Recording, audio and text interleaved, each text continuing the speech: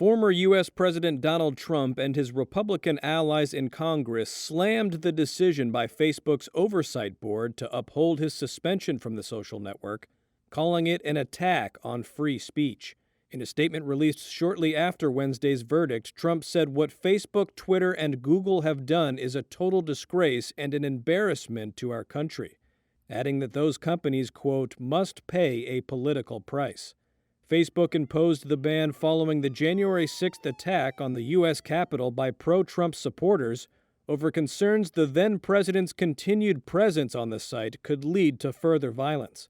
Oversight board member and former Prime Minister of Denmark, Helle Thorning-Schmidt, said the ban was justified but not its open-endedness, as it was imposed without clear standards. They did the right thing when they removed Mr. Trump from their platforms, but they can't just invent rules as they go along.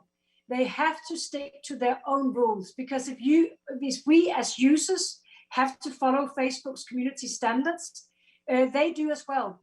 The binding verdict means Trump will not be able to return to Facebook's platforms for now, as the board gave Facebook 6 months to determine a proportionate response.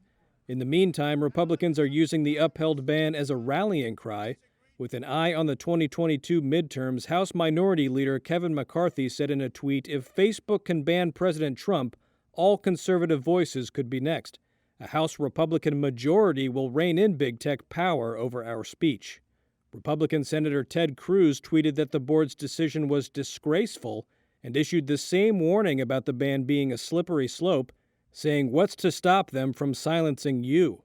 But second-ranking House Democrat Steny Hoyer disagreed, saying in a Washington Post Live interview that Facebook is not the public square, adding that the social media company has the right to refuse to be a medium for the ex-president.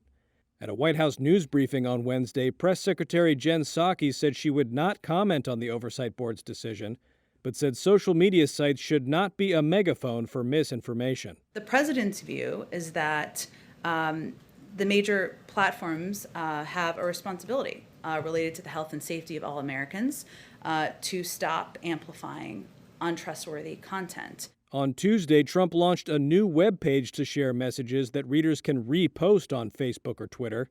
Trump has also recently used his Save America PAC as a means to communicate, releasing several statements this week in a style reminiscent of his tweets to attack his critics and repeat his false claims of election fraud.